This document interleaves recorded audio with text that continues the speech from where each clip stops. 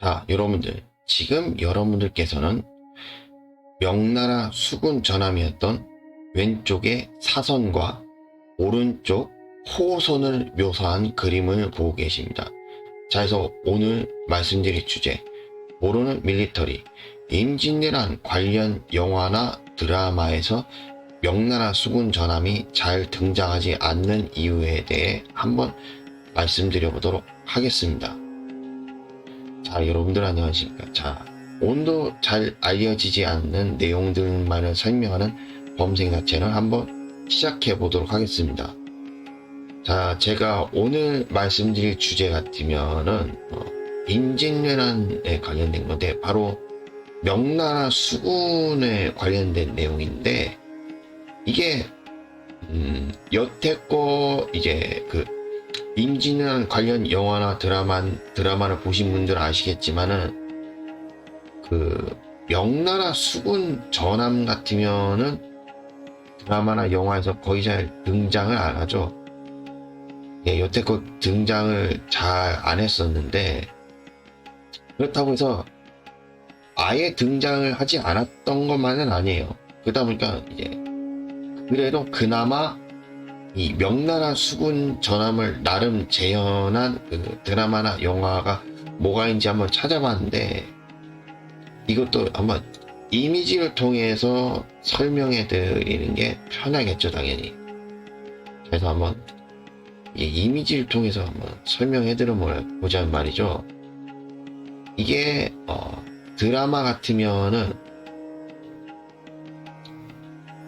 아마 요즘 젊은 10대 분들은 거의 모르시는 분들이 많으시겠지만, 젊은 10대들 같으면은 잠깐 쓰신 분은 아실 거예요. 바로 불멸의 이순신.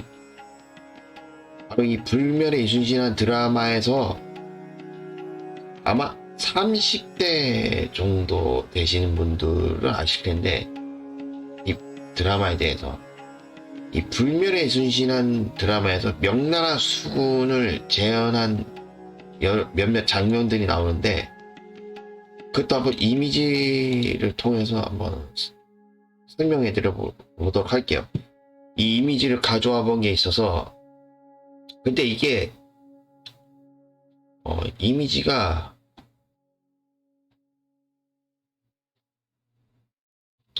그 이미지가 보니까 잘 없더라고요.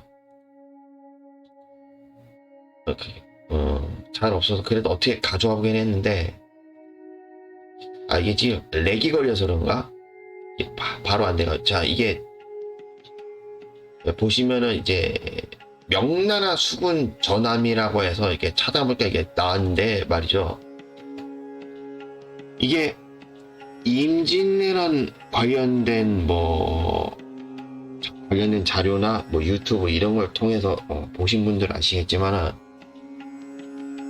이 일본 수군 전함하고 조선 수군 전함과는 뭔가 확연히 다르죠. 외형부터 해서. 아무튼 이 드라마 불멸의 이순신에서 이렇게 명나라 수군 전함이 이렇게 나왔었고, 말고도 또 있는데, 또 이미지가 또 뭐가 있냐면은, 그러니까 이 정확하게 보자면은 조명연합군이라고 보는 게 정확 같은데, 이 수군도 마찬가지죠. 수군 또한 조명연합수군인데, 이렇게 보시면은 위쪽에 조선 수군 전함의 판옥선이 이렇게 나란히 이렇게 바다 위에 떠 있고,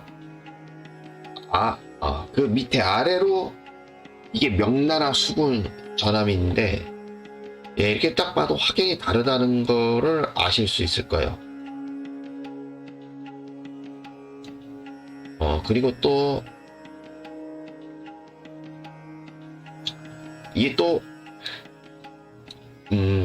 이 드라마뿐만 아니라 영화 중에서는 노량 죽음의 바다라는 그 영화에서도 나름 이제 명나라 수군 전함을 재현한 장면이 꽤 나오던데, 나름 재현한 장면이 나오긴 했는데, 이게 이미지가 잘 없어가지고 예, 그 노량 죽음의 바다는 그 영화에서의 그 명나라 수군 전함은 이미지로 잘 안 나오니까 가져오질 못했어요. 근데 제가 아마 어제였던가 이 방송 관련된 것 때문에 노량이란 영화를 어제 노량이란 영화를 보게 됐는데 나름 명나라 수군 전함을 재현을 해 놨더라고요. 그러니까 뭐 드라마 불멸의 순신에서도 그렇고 영화 노량에서도 이 드라마나 영화에서는 나름 재현을 했었는데 근데 이게 뭐 드라마나 영화뿐만 아니라 이 관련된 자료를 통해서도 이미지를 통해 보니까는 고증오류가 있더라고요. 예, 고증오류가 있어서 고증오류가 뭐였냐고 한다면은 이게 실제 기록에도 이 명나라 수군 전함이 조선 수군 전함이었던 이 판옥선에 비해서는 크기가 작고 빈약했다라고 나오거든요. 근데 이 드라마 속의 이미지로만 보더라도 다시 한번 크게 확대해드리자면 이 드라마 속에서의 이 명나라 수군 전함을 보면은 조선 수군 전함인 판옥선과도 크기가 비슷하게 나왔단 말이에요. 실제 기록에서는 조선 수군 전함보다도 크기가 작았다고 하는데 크기가 비슷하게 나온 걸 봐서는 고증오류로 봐야 되는 게 맞는 게 아닌가. 예, 그렇게 생각이 들어요. 이게 크기가 비슷하게 하면서 자 그러면은 드라마 불멸의 이순신에서는 이렇게 나름 공개를 해드렸고 이 영화 노량 같으면은 이미지가 찾아봐도 잘 안 나오더라고요. 그래가지고 이미지를 가져오지 못해서 이렇게 말로만 이렇게 설명을 해드려 봤는데 그렇다면은 다음 이미지로 한번 넘어가 보도록 하죠. 다음 이미지 같으면은 이거는 조선 수군 전함과 일본 수군 전함 또 명나라 수군 전함까지 해서 이제 나열을 해가지고 이 종류와 크기별로 이렇게 나열해 놓은 이미지가 있는데 자 이 이미지가 뭐냐면 말이죠. 그러니까는 이게 솔직히 말씀드려서 이미지가 좀 크릿하다 보니까는 이 글씨가 쓰여져 있어도 이게 선명하게 잘 안 나오긴 하거든요. 그러다 보니까 어떻게 말로 통해서 이제 자세히 좀 설명해 드려 보도록 할게요. 최대한. 예, 그러니까 보시면은 이 가운데에 있는 게 조선 수군 전함인데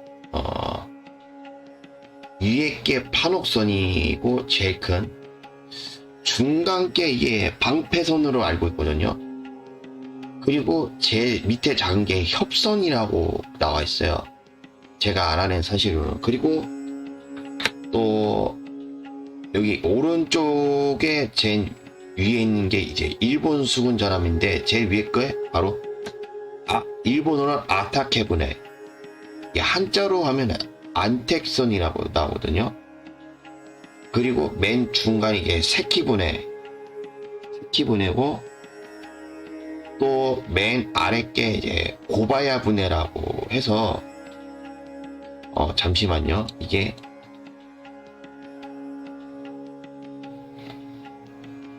그러니까는 이게 이 세키부네 같으면은 이제 한자로 관선이라고 돼 있고 이게 이 고바야부네는 소전선이라고 나와 있어요. 이게 한자로 표현된 거를 확인해 보니까 그리고 그 다음에 왼쪽 게 이제 명나라 수군 전함인데 종류가 2개밖에 없고 맨 위에 게 명나라 사선이고 밑에 게 이제 호선이라고 나와 있는데 예, 이 명나라 사선 이렇게 봐도 이미지로만 봐도 예, 크기가 작죠. 크기가 작아 보이고 일본의 세키본의 크기 정도 좀 돼야 된다고 할까요? 이렇게 명나라 사선 이렇게인데 해서 그러다 보니까는 여기에서도 나름 이제 설명 가능한 것 중에 하나가 저렇게 이미지만 봐도 명나라 수군 전함이 임진왜란 관련 영화나 드라마에서 왜 그렇게 잘 등장하지 않았는지 나름 설명이 되는 부분이 있어요. 뭐냐면 그러니까 생각해 보면은 당시에 명나라 수군 전함이 저렇게 작고 빈약하다고 한다면은 저렇게 전함이라고 하지만 저렇게 작고 빈약한데 저런 수군 전함을 저런 선박을 맨 앞에다 내세운다는 게 그게 말이 안 되기도 하잖아요. 저렇게 작고 빈약한 수군 전함을 앞에다 내세우면은 싸움에서 이기기 어려울 게 뻔해 보이는데 뭐하러 그렇게 무모한 무리수를 두려고 하겠냐 이거예요. 전략 싸움으로 봐도. 그러다 보니까는 저 당시에는 이미지 다시 띄워드리자면 할 수 없이 조선 수군 전함이 나설 수밖에 없었다 이거죠. 그나마 이 조선 수군 전함이었던 이 판옥선이 그래도 그나마 크기가 크니까 게다가 지금 일본 수군 전함 요 아타케부네가 보면은 판옥선과 이미지가 놓고도 크기가 거의 비슷하죠. 그러니까는 이 명나라 수군 입장에서도 이 아타케부네 같은 저런 판옥선과 좀 크기가 비슷한 저런 수군 전함을 명나라 수군 입장에서도 상대하기가 부담이 되지 않았을까. 예, 그렇게 보여지기도 해요. 저게 판옥선하고 아타케부네나 크기가 비슷하다고 봤을 때는 이미지만 놓고 봐도 말이에요. 자, 그렇다면은 솔직히 이게 이미지로 이렇게 보여드리기 했지만은 그래도 이미지가 좀 선명하지 않은 부분이 있다 보니까 이 판옥선에 관해서도 좀 몇 가지 설명드려야 될 부분이 있어서 판옥선에 관련된 이미지도 따로 이렇게 찾아나 봤거든요.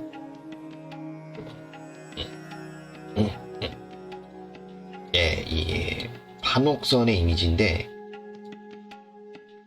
크게 좀 해드리자면 외형과 구조가 이렇게 되어 있어요. 판옥선이 이렇게 생겼는데 이게 근데 이 판옥선이라는 선박이 뭐 일본의 아타케부네에도 있겠지만은 이 판옥선이라는 이 전함이 동아시아에서는 좀 나름 상당히 층수가 높은 전함이거든요. 그래서 그러다 보니까는 물론 아까 일본의 아타케부네도 있긴 했지만 이 아타케부네 같으면은 주로 일본군의 이제 지휘관이라 할 수 있는 그 지휘관격의 장수들 그런 장수들만 타고 다녔던 전함이라 보니까는 일본 수군 입장에서는 이 아타케부네를 많이 동원하고 다니지는 아마 못하지 않았을까. 뭐 아직 추정이긴 하지만은 그렇게 보여지기도 해요. 왜냐면 이제 아타케부네가 일본 수군 지휘관들만 주로 타고 다녔던 전함이라는 걸 놓고 가정해 보자면, 자 그렇다면은 아타케부네의 그 숫자가 그렇게 많지 않았다면은 그렇다면은 일본 수군 전함 내에서 나름 숫자가 많았던 전함이라 한다면 아마 아까 한자로 일본 관선이야 했던 세키분해가 어쩌면 이 세키분해가 그나마 일본 수군 전함대 중에서 그나마 숫자가 많았다고 보여질 수가 있겠는데, 근데 이 세키분해 가지고는 이 판옥선이란 전함을 상대하기가 어려웠을 거라고 봐야 돼요. 왜 그러냐 하냐면, 왜 그렇다고 봐야 되냐면은, 이것도 이미지로 봐야 확연히 알 수가 있는데, 자,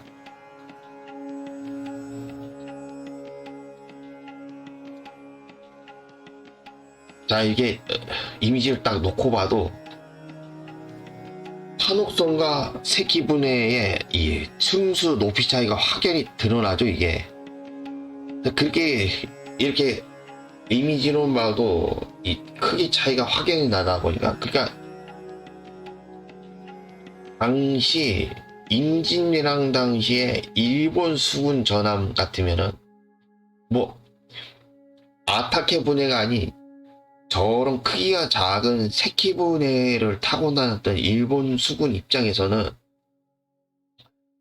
그러니까 일본 수군이 주력 구사했던 전략 같다면은 이 조선 수군 전함은 확연히 차이가 나는데, 조선 수군 전함 같으면 쉽게 설명해드리자면 멀리 거리를 두고서 싸우는 전략을 택했다면은, 일본 수군 전함 같으면 될 수 있으면 가까이 바짝 붙어서 최대한 조선 수군 전함을 뛰어넘어가지고 주로 이제 백병전을 하는, 이 칼싸움을 하는, 가까이에서 붙어서 백병전을 하는 그런 전투를 주로 구사했다고 나오는데, 그냥 솔직히 이 세키분해를 타고 다녔던 일본 수군 전함의 입장 같으면은 이 판옥선을 상대로는 이미 봐도 이게 올라타기가 좀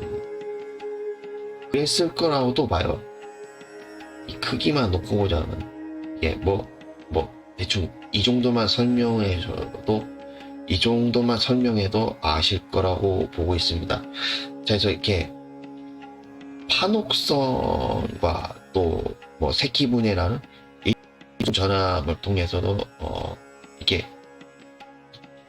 조선 수군 전함과 일본 수군 전함에 어떤 차이가 있는지 이렇게 간략하게 설명드려봤는데, 근데 오늘은 명나라 수군 전함에 대해서 설명을 해드려봤고, 아까 그 명나라 수군 전함이 왜 그 영화나 드라마에서도 자세하게 잘 등장을 하지 못했지, 이게 작고 빈약해서 그렇다라는 것도 이게 설명드려봤는데, 그렇다면 여기서 아마 이런 의문이 생기시는 분이 있지 않을까, 그런 생각을 하게 돼요. 뭐냐면은, 그렇다면은 명나라 수군 전함이 애초부터 저렇게 작고 빈약했었는가? 그것도 그렇지 않다라고 보여지거든요. 이게 아직까지는 추정이긴 하겠지만은, 그렇게 볼 수밖에 없는 이유가 있다고 한다면, 이것도 이미지를 통해서 이미지를 가져와 본 게 있거든요. 뭐냐고 하냐면은,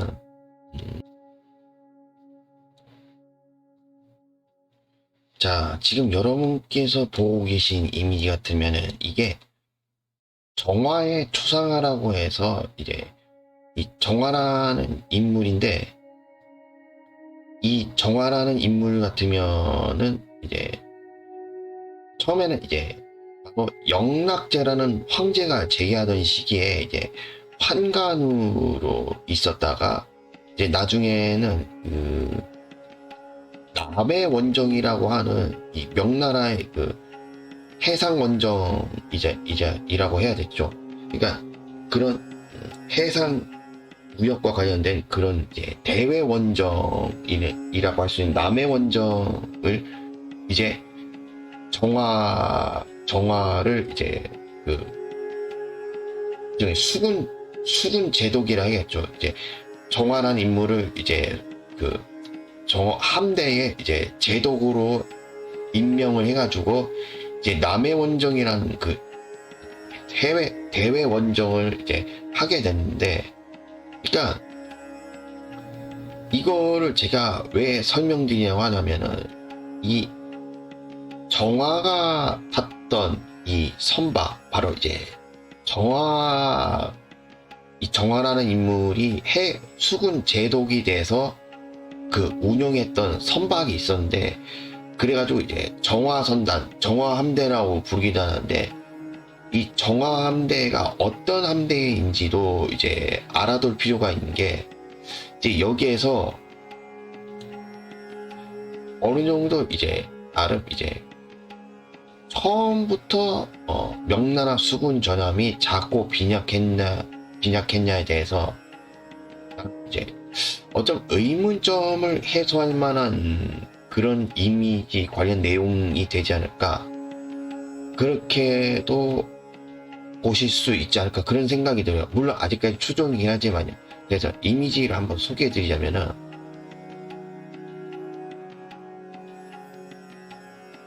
자, 지금 이게 이미지를 보시게 되면은, 예, 이게 그 어느 다큐 프로그램에서 나왔던 게 바다의 제국이라는 다큐에서 나왔던 적이 있는데, 이 보시면 크기가 저 큰 게 정화선단이고, 저 크기가 작은 게 바스코 다가마 선단이라는데, 아마 바스코 다가마라고 하면은 아마 들어보신 아신 분도 계실 거예요. 바로 그 포르투갈의 그 최종 목적지가 인도라고 나오죠. 이제 인도까지 항해를 나갔던 그 탐험가, 바로 바스코 다가마가 탔던 그 바스코 다가마 선단인데, 이 보시면은 크기 차이가 이 정화 선단하고 크기를 놓고 봤을 때 무려 7배의 차이가 난다 하더라고요. 예, 정화 선단의 크기 차이가 이 정도가 났었고, 그리고 여기 나와 있는 거를 보자면은 바스코 다가마 선단은 동원했던 숫자가 배 숫자가 4척으로 나오는데, 정화선단의 숫자 꽤 많아요. 무려 317석이라는 그런 숫자를 동원했다고 하고, 그리고 바스코 다가마 선단 같으면은 한 300만 톤급, 예, 300만 톤급 된다고 하는데, 무려 정화선단은 2000톤급에 된다 그래요.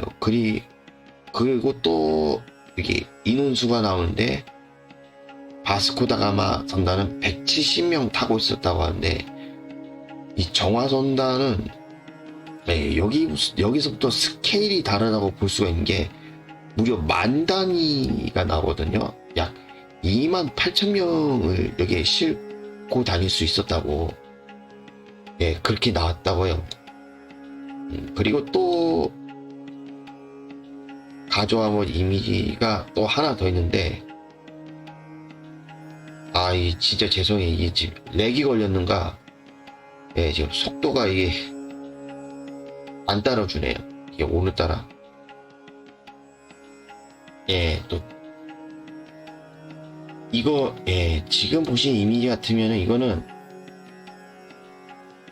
아까 거는, 예, 또 지금 보시는 이미지 같으면은 아까 거는 이 바스코 다가마 선단이었던, 지금 이게 콜럼버스가 타고 다녔던 산타마리아인데, 이렇게 놓고 봐도 크게 차이가 난다는 걸, 예, 아실 수가 있을 거예요, 이게. 그리고 여기에서는 정화의, 예, 서양 취보선이라고 이렇게 나오는데, 예, 보통은 뭐 정화선단, 정화함대라 이렇게 부르기 하거든요. 보시면 여기에서도 산타마리아호에서는 이 선원들이 약 90명 탔다고 하는데, 여기에서는 2.7만 명? 이렇게 나오네요. 아니면 27,000명이라고 하던지. 그리고 길이도 나오는데 이 산타마리아호 같은 길이가 27m, 길이 27m에 이 폭은 9m, 그리고 여기 400톤급이라 나오는데 이 정화 함대 같으면은 정화 선단 같으면 길이가 무려 120m, 폭이 40m, 그리고 여기에도 여긴 1500톤급 이렇게 나옵니다. 자, 해가지고 이렇게 이미지에서 보신 것처럼 그러니까 저 정화선단 같으면은 이제 명나라 초기 바로 영락제가 제위하던 시기에 만들어져서 이제 운용했던 선박인데, 그렇다면은 여기서 영락제의 이미지도 가져와 본 게 있거든요. 영락제가 어떤 황제인지 모르시는 분들 계실 테니까는, 이 영락제가 명나라의 3대 황제로 나온 인물이기도 하거든요. 그러다 보니까 무려 그 당시에 조선 같으면은 아마 태종이죠. 이방원이 제위하던 때의 인물로 나와 있고, 그래서 영락제 보면은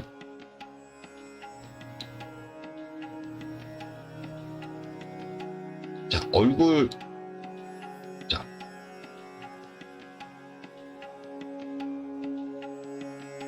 자 얼굴을 좀 이렇게 크게 확대해 드리자면, 이게 자꾸 렉이 걸리네요.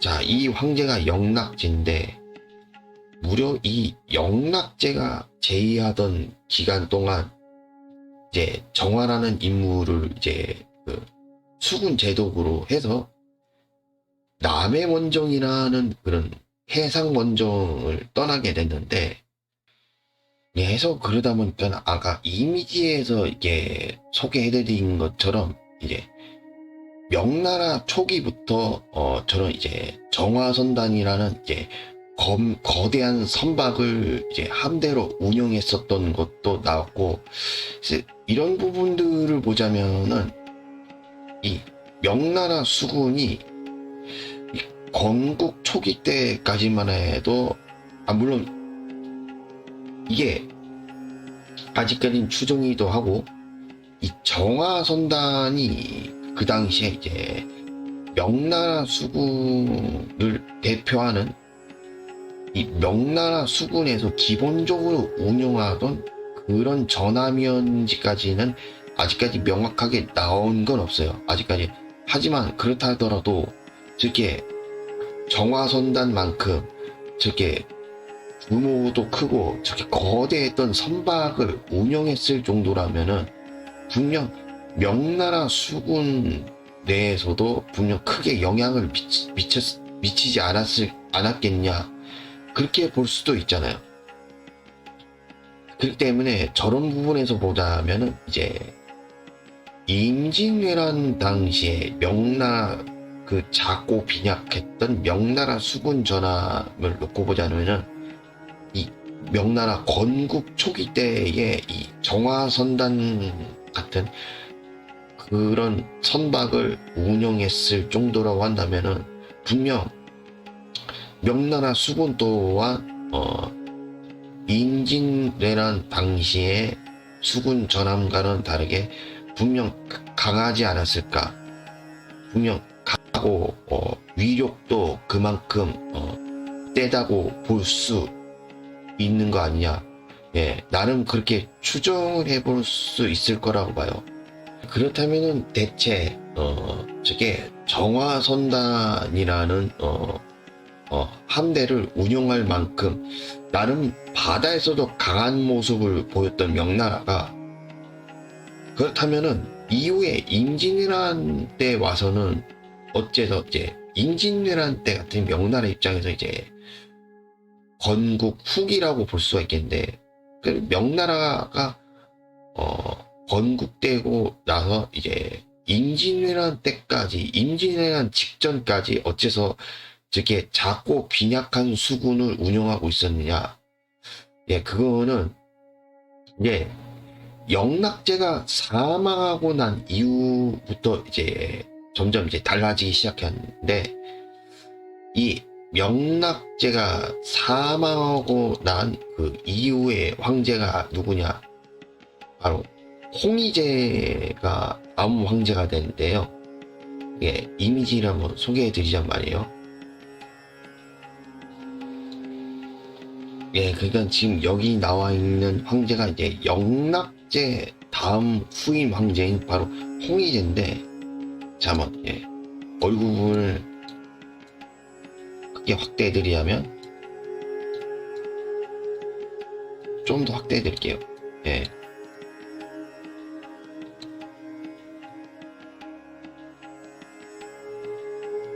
예, 이 사람이 영락제 다음 황제인 홍희제인데, 이게 홍희제 같으면은 제가 이게 인선의 치라고 해가지고 이게 인선의 치라는 그런 치세를 펼쳤던 인물로 나오는데, 나름 능력이 있는 그런 황제라고 나와 있더라고요.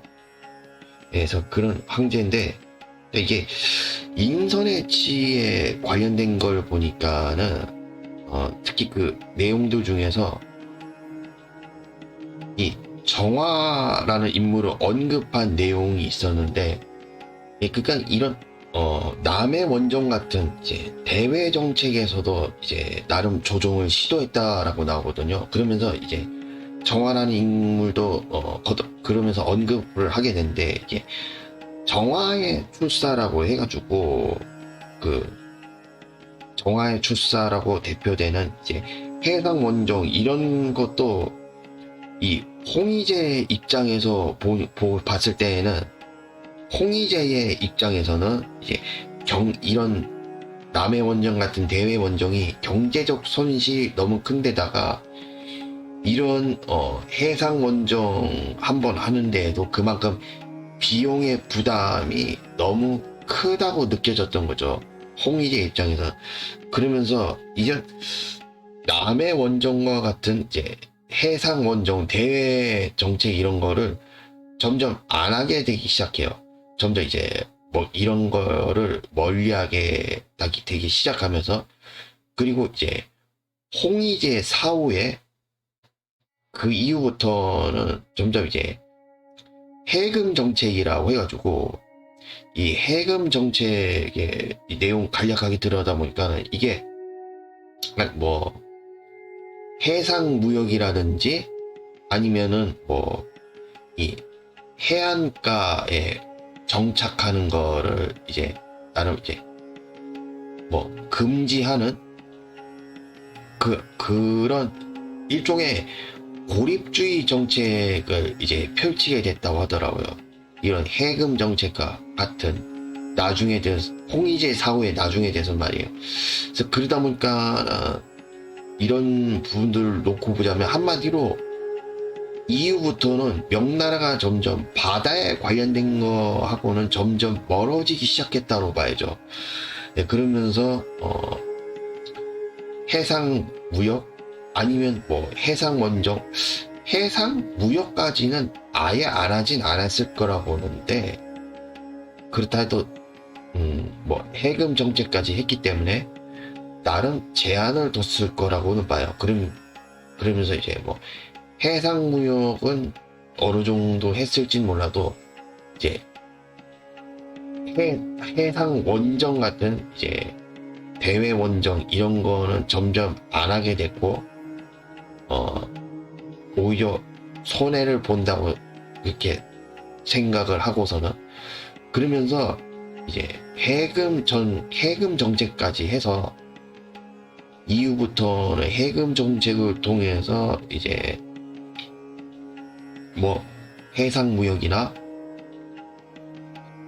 그러면서 뭐 바다 근처에 그런 해안가에 거주하는 것까지 금지시키면서 고립주의로 점점 이제 바뀌어가다 보니까는, 그러면서 이때부터는 명나라가 점점 바다에 관련된 것은 멀어지기 시작하면서, 그러면서 이 명나라 수군 또한 점점 빈약한 모습을 보이게 된 거 아닌가. 예, 그렇게 볼 수도 있을 것 같아요.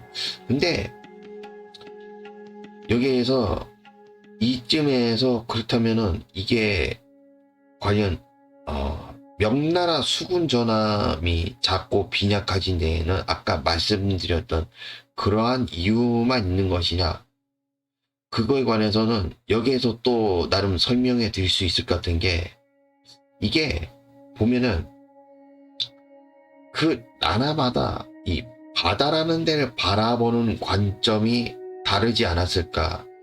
예, 그렇게 볼 수도 있을 것 같아 보여. 그러다 보니까 이제 그런 부분 때문에 그 동아시아 지도를 통해서 이게 설명해 드리면은 나름 편할 것 같아서 이 이미지를 가져와 봤거든요.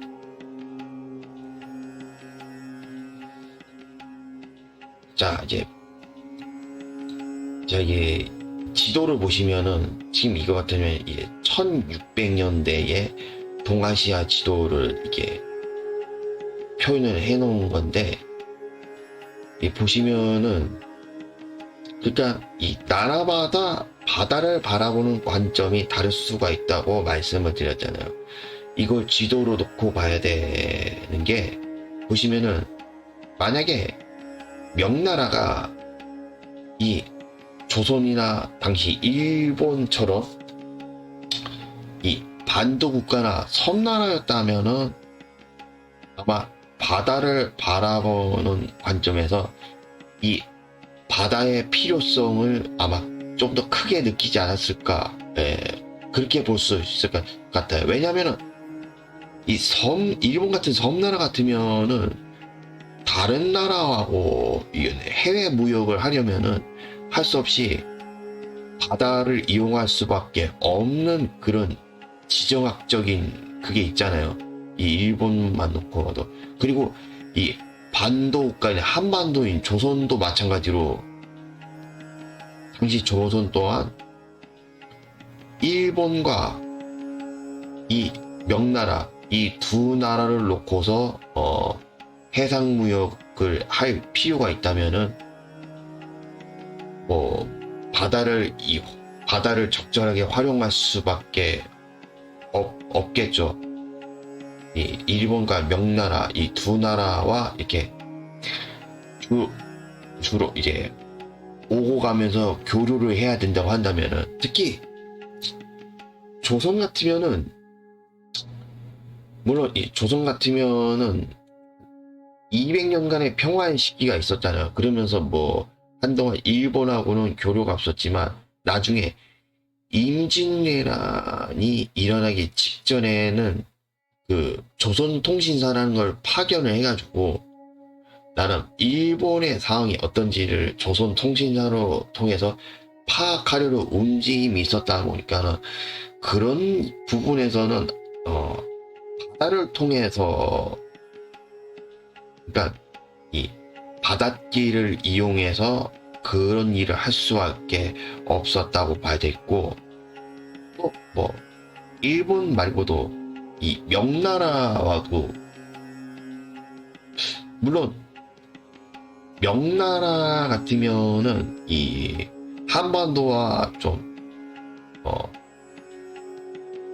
연결고리라고 해야 되겠죠. 이게 연결고리가 되는, 이어지는 그 영토의 국경 그런 게 있긴 하겠지만은, 그 중에서 특히 조선 같으면은 요동이 있죠. 조선하고 명나라 입장에서 이 요동을 통해서 이 지도를 다시 보여드리자면, 이 요동을 통해서 이렇게 조선하고 명나라가 왕래를 할 수도 있었겠지만, 만약에 요동으로 갈 수 없는 상황이 된다고 한다면은 요 서해 바다를 통해서 이제 명나라 이 동쪽에, 여기 아마 요 뾰족하게 랴오링 반도인가요? 아마 그렇게 알고 있는데, 뭐 이런 서해 바다를 이용해서 명나라나 나름 교류를 할 수 있기도 하겠고, 아 물론 요동이 있어서 그럴 필요가 없겠지만, 특히 조선이 명나라부터 사신을 보냈을 땐 말이에요. 게다가 뭐 지도를 놓고 보면 조선은 요동을 통해서 또 명나라로부터 사신을 보낼 수 있었겠지만은, 뭐 요동이 아니라면은 이 서해 바다를 통해서 명나라부터 조선은 사신을 보낼 수도 있었으니까, 그런 점에서 또 조선 같은 반도 국가는 나름 이제 바다를 활용할 필요성이 있기도 했겠고, 말고도 또 이 조선 같으면은 그 조선에서 이제 운영하던 선박 중에서 바로 조은손이라는 일종의 그 뭐 쌀이라든지 그런 곡물을 운반하던 그런 세곡선이라 할 수 있는 그런 곡물을 운반하는 그 선박도 이렇게 운용을 하다 보니까는 이런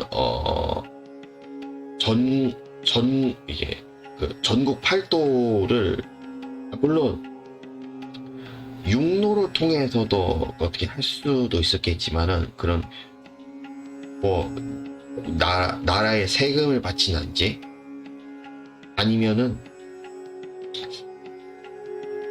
그 밖에 뭐 각 지역을 돌아다니면서 뭐 세금을 걷어들이는 부분에서, 게다가 또 이 조선 같으면은 이 강화도와 제주도가, 이 강화도와 제주도라는 두 섬이 있었잖아요. 그러다 보니까는 이런 강화도와 제주도 같은 이게 내륙으로부터 떨어진 섬인데, 거기는 주로 이제 유배지였거나, 제주도가 특히 유배지였고, 이 강화도 같으면은 이게 전쟁이 났을 때 왕들이, 또 왕뿐만 아니라 왕실 사람들이 피난을 갔던 피난처로도 주로 다뤘던 데가 바로 강화도다 보니까, 주로 왕실의 피난처로 나오던 데가 그 강화도이기 때문에, 이렇듯 이런 여러 가지 부분에서도 조선이나 나라는 뭐 할 수 없이 바다를 활용해야만 했던 그런 이유들이 있다 보니까는, 이게 일본 같은 섬나라나 뭐 조선 같은 반도 국가, 또 한반도 이런 나라들은 할 수 없이 이 바다를 활용해야 했던 그런 여러 가지 이유들이 분명히 있었다 보죠. 하지만 명나라 같으면은 이 지도상으로 놓고 보면, 이 명나라가 이 바다가 있는 부분이라고 한다면은 요 동해안과 남해안 딱 여기뿐이거든요. 게다가 명나라는 요 북쪽과 서쪽으로 이렇게 대륙으로 넓게 연결되어 있는, 이 대륙으로 넓게 이어져 있다 보니까는, 그러니까 이런 지리적인 이런 지정학적인 이유만 놓고 보더라도 과연 굳이 바다를 통해서 뭔가를 어떻게 해결해야 될 필요가 있었겠느냐, 이런 생각을 충분히 가지고 있었을 거라도 보여져요. 게다가 이 명나라 같으면은 일본과 조선에 비해서 영토도 넓은 데다가, 이 영토가 넓은 만큼 나름 인구수도 많이 갖춰져 있는 그런 나라였기 때문에, 그러니까 한마디로 그런 상황이라 하면, 한마디로 그런 걸 통해서 나름 나라 안에서의 나름의 자급자족이 가능한 그런 부분도 있지 않았을까, 그렇게 볼 수 있을 것 같아요. 물론 명나라도 이게 그 북로남의 현상이라고 해가지고 이 북쪽으로는 이 몽골 계통에 속해 있던 오이라트 쪽에 좀 침입을 받았던 상황이 있었고, 쪽으로는 이제 왜구라고 해야 되죠. 이 왜구에 대해서 모르시는 분들도 있을 것 같아가지고 정확히 말씀드리자면, 그냥 쉽게 말씀드리면 일본의 해적 집단인데, 당시 왜구는 해적이라고 하기에는 거의 준군사 집단을 할 수 있는 거의 군인에 가까운 그런 존재였다 보니까는 그저 단순 그냥 뭐 약탈만 하고 노략질만 하고 끝내는 그런 해적이라고는 보기 어렵다고 봐야 되겠죠. 게다가 좀 전에 그 이전에 말씀드렸던 이 해금 정책이라는 정책이 시행됐던 이유들 중에서도 바로 이 외부의 침입이 그 영향이 컸다고 볼 수가 있겠는데, 그러다 보니까는 명나라도 이 외부의 침입을 받다 보니까는 주로 외구라는 해적들의 침입을 받았다고 한다면은 제일 먼저 외구들의 타겟이 될 만한 장소로 한다면 주로 이 해안가 쪽에 바다와 가까이 있는 장소일 가능성이 높을 거란 말이에요.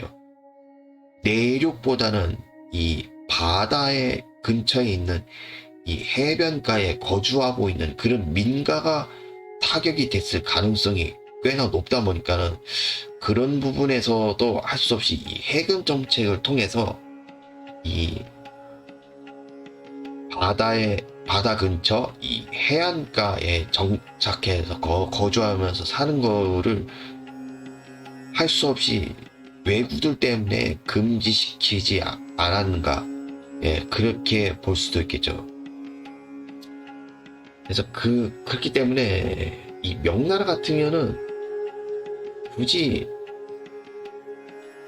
물론 아까 그 오이라트족의 침입과 외구의 침입이 있었자고 하지만, 그렇다 해도 명나라가 그 당시에는 영토도 넓고 나름 인구수도 갖추고 있는 것도 있겠지만은, 이게 영토가 넓다는 거는 이 영토가 넓기 때문에 가질 수 있는 이점이나 한다면은 나름 이제 농작물을 수확할 만한, 아니면 이 농작물을 경작할 만한 경작지들이 꽤나 많고, 꽤나 넓은 경작지들을 꽤나 어느 정도 많이 가질 수 있었다 보니까는, 그런 부분에서는 이게 영토가 넓다는 부분이 그런 데서는 나름 이점이라고, 나름 이점이 있다고 봐야 되지 않을까. 그렇게도 볼 수도 있을 것 같아요. 그래서 그러다 보니까는 이 명나라라는 나라 같으면은 당시에 그 일본하고 조선뿐만 아니라 그 당시에는 명나라가 건국됐던 때에는 그러니까 아까 거는 1600년대 지도고, 아무런 1600년대에도 그렇고 이 1500년대, 1400년대 같으면은 특히 유럽 국가들이 한참 이제 대항해 시대라고 해가지고 이 먼 바다로 이제 항해를 나섰던, 그러면서 이제 새로운 신항로 개척을 하던 시기인데, 반면에 명나라 같으면은 유럽 국가들에 비해서는 나름 이제 가질 거 다 가졌고, 그렇기 때문에 부족한 거 하나 없는 국가였다 보니까는 그런 부분에서는 아마 유럽 국가는 다르게 이제 먼 바다로 해상 진출을 할 그런 필요성을 크게 느끼지 못하다 보니까 그런 부분에서도 굳이 바다에 대한 필요성 이런 거를 크게 느끼지 못해서 그러지 않았을까. 그런 이유 때문에 바다에 관해서는 이 바다에 관련된 것들은 점점 소홀해지게 되면서 나중에는 이제 이 뭐 표현하면 해군력이죠. 이 바다에서 해군력도 점점 이제 약하게 되는 그런 결과를 초래하지 않았을까 그렇게 보기도 해요. 물론 아까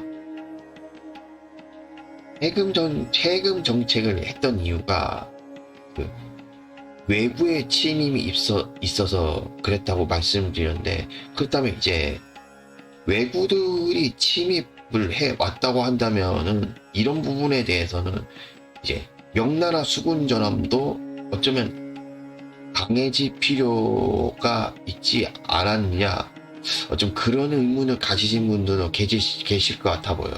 근데 이 부분에서도 그러니까 아까 맨 처음에 봤던 이 명나라 사선과 이 명나라 호선이라는 이 두 수군 전함이 아마 임진왜란 이전에 이제 왜구들의 침입이 있을 때도 이제 사용되지 않았을까. 그러니까 저 스스로가 나름 알아낸 사실로는 그래요. 제 기억으로는 이 명나라 사선과 호선이 외구의 침입을 막아내려는 이유에서도 그런 전함을 운용했던 걸로 그렇게 기억하고 있는데, 근데 보시면은 크기가 작고 빈약했잖아요. 그렇다고 한다면은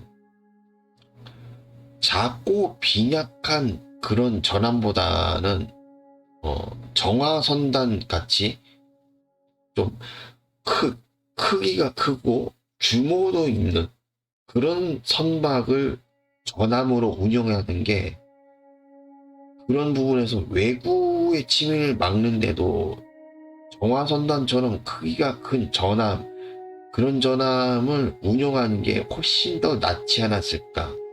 예, 그렇게 볼 수도 있겠는데, 이 점에서는 어떻게 설명하면은 되냐고 했을 때, 그러니까 오늘날로 치자면은 약간 그 해안 경비정 있죠.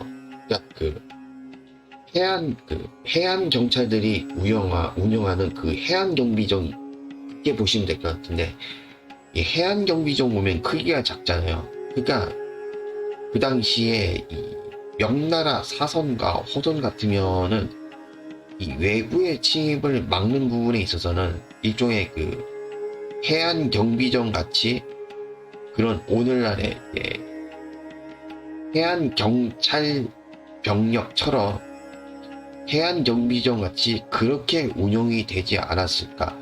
그렇게 보면 될 것. 해서 그렇기 때문에 그냥 이런 오늘날의 해안 경비정처럼 그냥 뭐 정화선단 같이 이런 규모 큰 선단을 굳이 운영할 거 없이 그냥 명나라 사선과 호선 같이 작고 빈약한 선박이라 하더라도 그런 선박들을 전함으로 운용하고서도 이 당시에 왜구들을 충분히 막아낼 수 있지 않았을까 하고서, 그런 부분에서 아마 그렇게 작고 빈약한 선박을 전함으로 운용하지 않았을까. 예, 그렇게 볼 수도 있을 것 같아 보인다. 물론 아직까지는 추정이기만 하지만 말이에요.